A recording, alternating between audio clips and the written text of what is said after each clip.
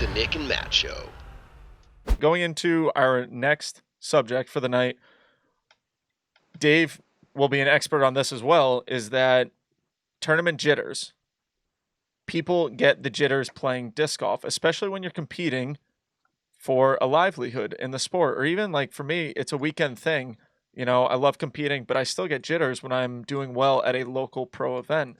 It's just, I feel like if you don't have jitters in disc golf, it's not something that you should be, it's weird, not something that you should not be striving for, but like something that you don't take as serious as I think a lot of other people would. But kind of want to talk about managing our nerves and having a strong mental game. Two of, I think, the hardest things in disc golf is a mental game and controlling your jitters. So can I set this up? I just played a flex league at Maple Hill, and I won't say his name, but a buddy of mine that plays disc golf steps up to his first putt, and he's probably like 15 feet away. And he's like, I don't know, he's upper 900 rated.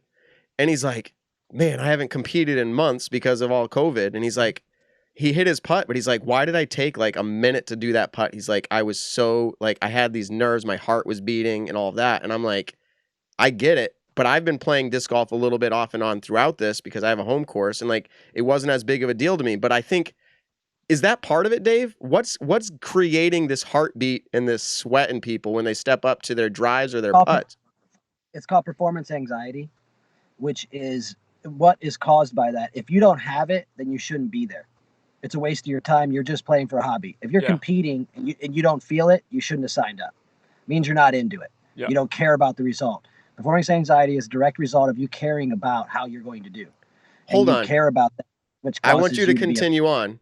I want you to continue on, but have you ever experienced a tournament where you didn't have that performance anxiety? Yeah, and I did poorly. Interesting. I was the TD, and I didn't care about my performance because I ran out to the hole, and I finished 9th at a B tier. Nick, have you ever not had this quote-unquote performance anxiety? No, I think I've always felt anxiety playing an event. And I can remember my first event, I thought my heart was going to literally beat out of my chest. I can remember the very first tournament at Buffumville Disc Golf Course in Charlton, Massachusetts. I stood on the tee pad before 2-minute warning. And I'll tell you what, as someone who's new to an event and you hear everybody yell 2 minutes out in the wild, you're like, what is about to happen? My heart was just beating. I said that's mostly when it sets in, is that 2-minute call. You're done putting. You know, right before your round, you're done putting at that point. And so now you're kind of like waiting for that start sound. And especially if you're the first one out of your group to tee off, yeah, your heart's going to be racing. And then you step up to the tee pad. And then you hit the first tree. No, I'm just well, yeah, because your mechanics flew out the window. Yep. You literally either black out, like you're not thinking, and you just play nothing how you practiced it. Well, what they say, Matt, is that's what separates, again, an amateur from a professional athlete in all sports is how you handle performance anxiety. Mm-hmm. You're going to have it. What you can do to lower it is preparation. Knowing that you know exactly what you're going to do before you get there, you're not making any decisions on the course except for conditions. So that can lower your anxiety. But in general, you're not going to get away from it. And what separates an amateur from a professional is what you do with that energy, because it's good energy. And I'm going to bring up an East Coast legend named Joe Mela, the technician, is his name. And he was one of the greats, and he had more energy playing than any player I had ever seen. And many times when my young career, I would have that anxiety, and I didn't know how to deal with it. And I would throw that first shot into the first tree, throw OB on the first 3 holes, and I'd be 6 over, and then settle in, shoot amazing the rest of the way, and be in 20th, right? And I was kind of depressed about it because I knew I had the skill, but I couldn't score. And Joe Mela came up to me one day and he said, man, you know what separates the men from the boys? That's how he said it. Mm-hmm. I said, what? He said, that energy you feel inside, it's in your gut. Can you feel it? It's warm. And I was like, yeah. He's like, turn that into performance acceleration and use it as adrenaline and tap into it. And you'll perform at your best, not your worst. Use it to get yourself pumped up, not pumped down. And I did that, and it worked for me in that round. And then I started doing that my whole career. And it takes I know it sounds weird, but it takes almost like looking in the mirror before the round in a bathroom and saying, you ready? Talking to yourself and being like, let's go. We're here to do it. Let's go. And like a fighter, because if you let it eat you up, it will. But if you take it out on the course, you'll have your best round. Man, yeah. That is gold. And I say, I am taking like this. I hope everyone appreciates this, because this is like a legitimate, I'm taking notes right now when I'm looking away from Like when I'm looking away from Dave as we're speaking, because I'm a big fan of eye contact, but like this is something because if you statistically look at the Pro Tour events that I've played, any big events, my worst hole of the tournament is hole number 1. I am probably 1,000 over par on hole number 1s at any event. But then the rest of my round, I settle into those nerves, and then that's when it does turn into that positive energy, like you're talking about, is actually being able to talk to yourself. And I'll say this, the year that I won that AmSide event, I've always wanted to win it. I was pumped up. I was sitting there on the tee pad like, okay, I finally feel like this is the year I can win it. Sarah Holcomb was calling off the names for the tee times. And right before I went to throw, I asked her, I said, give me a quick tip, quick 30-second tip. How can I win this tournament? And she said, before every single one of your shots, take a deep breath. Learn to control your breathing. And I remember playing 4 great rounds, probably 4 of my best rounds back then in disc golf. And that really helped. And Matt has a bunch of, things right now that actually, from a golfer's perspective, tips to calming your nerves and everything like that I think Dave will highlight as we're saying it, but Matt really quick, I think, wants to talk about a couple of them. I'm going back to golf, and anyone who's going to know me now thinks I'm obsessed with golf because this is week number 5 that I'm bringing golf up again. But there are correlations. And Dave, what you shared, you must be a professional or you must have been around for a while because I researched this. When I had the topic come up, I researched it the best I could. And what you're saying is like 1,000,000% on. The people who are competing in the Olympics, this performance anxiety or performance pressure, or whatever it is, like they experience that. They have figured out, as you said, how to harness that and turn it from nerves to excitement, exactly as you just said. So that is something that I'd be interested. Do you have to sit down with like a guru or somebody to like talk through these things to like, hey, teach me how to transform that? Because that is something that would go a long way. So here's a few quick tips for everybody. Apparently, chewing gum. Now, don't leave it on the tee pad, or on the park benches. But chewing gum, apparently, there's a study out there that showed that it relieves stress in you. And they evaluated these people before, during, and after chewing gum, and they experienced that it was a stress reliever. So, you know why? Go ahead. Do you know why? Well, I'm assuming it's because when you're eating, this is okay. I have inside scoop for my reasoning. When you're eating, your body does not feel like it's threatened or in danger, which is where your anxiety comes from. The idea of like fight or flight, right? And so your nerves are saying, hey, something bad is about to happen here and I need to run away. And so if you're eating, your body automatically assumes, or if you're chewing, that chewing motion, hey, you're fine. That's what I found. What do you got? That's a good point, but I'd have to say it's because when you get nervous, what happens to your mouth?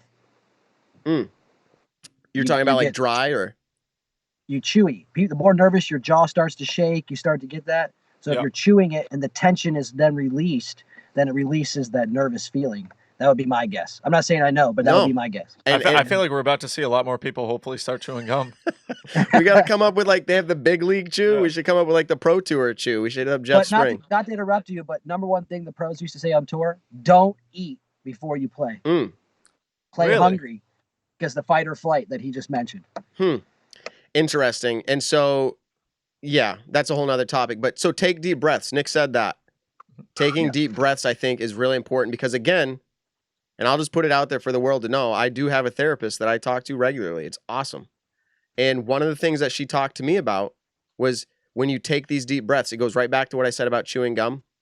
If you take deep breaths, your body, and I'm talking deep, like breathe in, hold it for like 5 seconds, 3 seconds, and then breathe out real slow. And do that for a couple times. Again, your body, your physiological effect of that fight or flight, that's what anxiety is in you, the nerves, that you're feeling all these jitters. It takes it away because it goes, you can't actually be threatened because you're so calm and breathing slow. And so it starts to tell your brain, no, you're wrong. And so that's where Nick said, and this is with Sarah Holcomb's point to him, if you can do these slow, deep breaths before, your body is going to be able to come to a different place. How about this one? Have you ever used this, Dave? Visualize success. Visualize, literally take a moment to visualize yourself succeeding and doing it exactly the right way. Is that work for you? You're going to think I'm cocky or whatever, but this is where I'm saying people misread it. You can't really speak your mind when you're at the top without people thinking you're egotistical instead of confident. But let me tell you, that The Secret, that Oprah stuff that she put out, I kind of tapped into that when I was reading the golf books back then. And that visualization of you winning is as real as it ever gets. And I'll tell you, I used to be on the airplane, I won't say with who, but I would be flying out to a tournament. And then because of that book, I wrote my speech, my winning speech. Right. And I'd say it out loud to the people I'm with, and they'd be like, shut up, whatever. And all week leading up to it and all week during practice, I'm like, I'm here to win. You know, I'm going to win. I'm here to win. I'm going to win the tournament. I'm supposed to win. So a lot of people are like, he's so cocky. He's so cocky.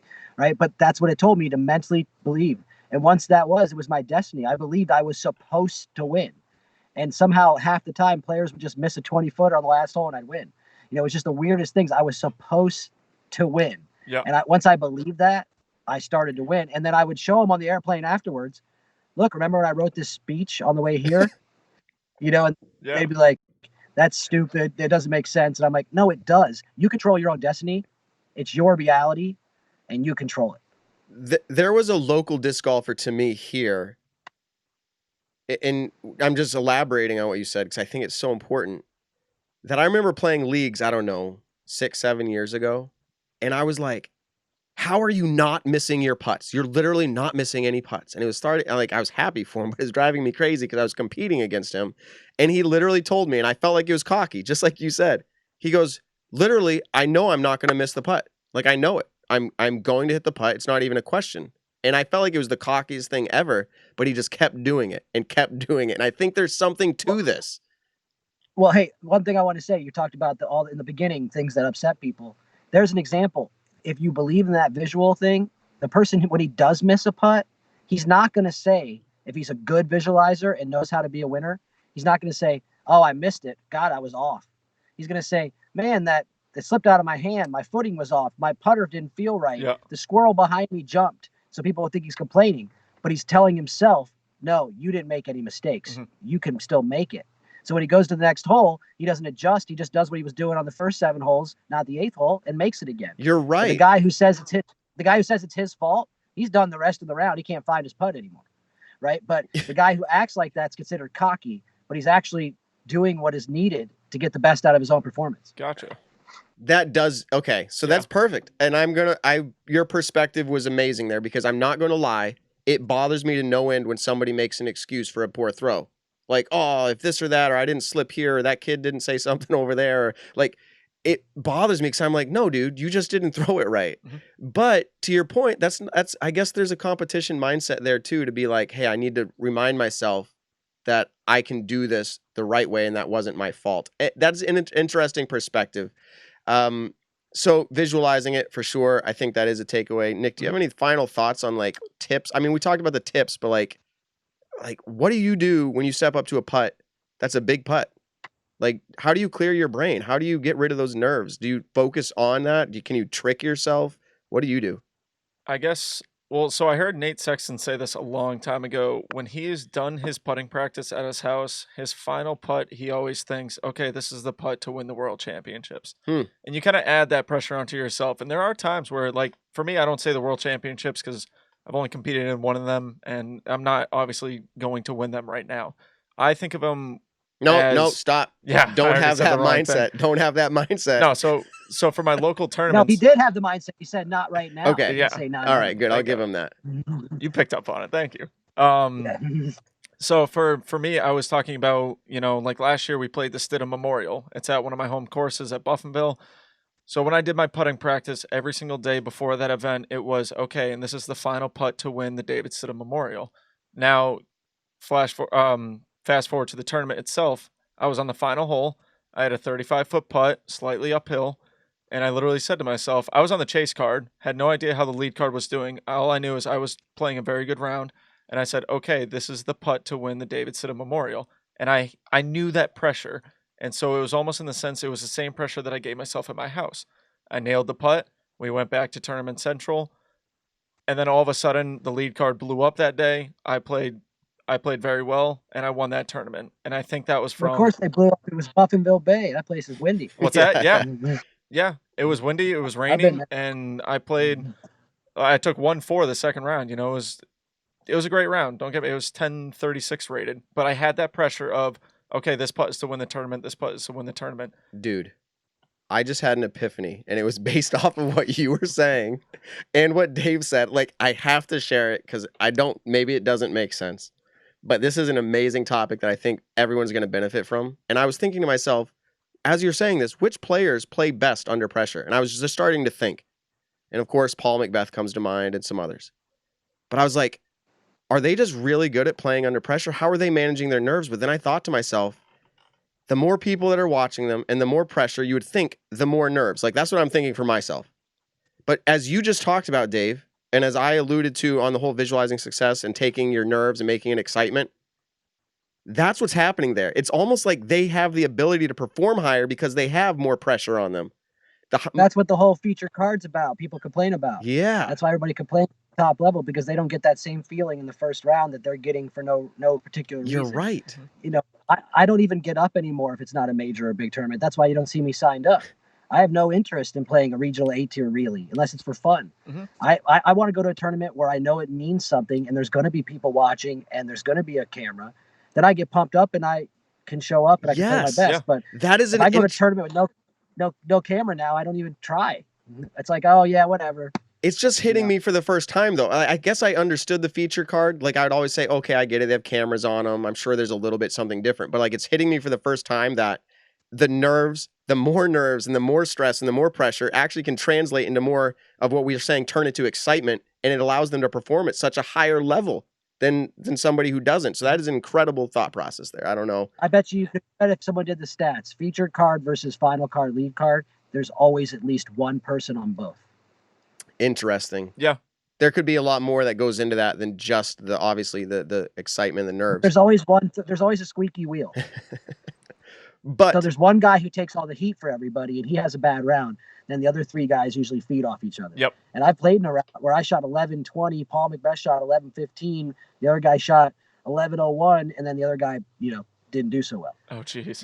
But the takeaway here, and this is the big takeaway for me if I'm taking notes, Nick's taking notes, I hope everybody's taking notes. Thank you for being on the show, Dave, is that literally work on, and this is a big takeaway, work on turning your nerves to excitement, because that's what the Olympic athletes are doing. That's what the top pros are doing. And if you can figure out a way to make yourself more nervous so you can translate that to excitement, that's a good thing. And I hear people talk about it being good, but I never was able to put it into this perspective. So thank you very much for sharing that. Do you have any last thoughts on this whole idea of your mental game? Anybody? Nick, Dave? Yeah, no? I mean, the only thing I would say is I think people put too much into it overall. And your ability speaks for itself. And like I said, preparation. I think that anytime you get to a hole and you're making a decision on what you're going to do, you've put yourself at twice the anxiety level. And now you've put it the negative. And that's why you see when people get at that level, you see them start sweating. Mm-hmm. You'll see players look really hot and flustered, and that anxiety is kicking in because they're trying to make a decision. And it's like when you watch Ricky win, I always picture him. He would just run up to the tee and throw his shot before the camera can even turn on. Same with Cam Todd, Ron Russell, and those guys. It's because they knew what they were going to throw on that hole a week ago. Mm-hmm. Right? And I think that takes away some of the anxiety, and the faster they do it, that it doesn't build up. If you sit there for a minute at the tee pad thinking, it's like starting to build on you, and then after that, it's, you got to be really special to pull through. Yeah, exactly. You definitely notice that people who really take their time compared to people who play pretty quickly. Like, I think same thing when I'm playing a tournament, I think I pretty much know exactly what I'm going to throw on that tee pad. The only thing that changes is if there's wind or rain, but there's slight adjustments that I have to make in that situation. Now, obviously your upshots are going to be completely different because you don't know where your disc, you can't foresee where your disc is going to land. But usually when I get up to a tee pad, if it's a calm day, I've got the disc in my hand that I throw almost every single time on that hole.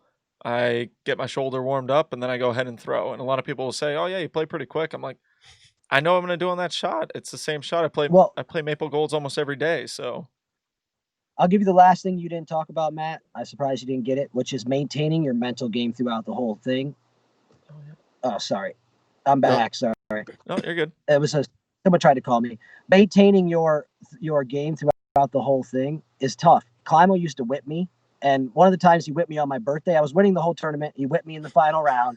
I'm sitting there in second place at a bench. I think someone's taking my toy away from me. It's like 2002. And I'm just looking like I want to go home. And I want to leave the tour. And Climo walks over to me, and I was staying with him. And he goes, you ready to go? I'm like, sure, champ.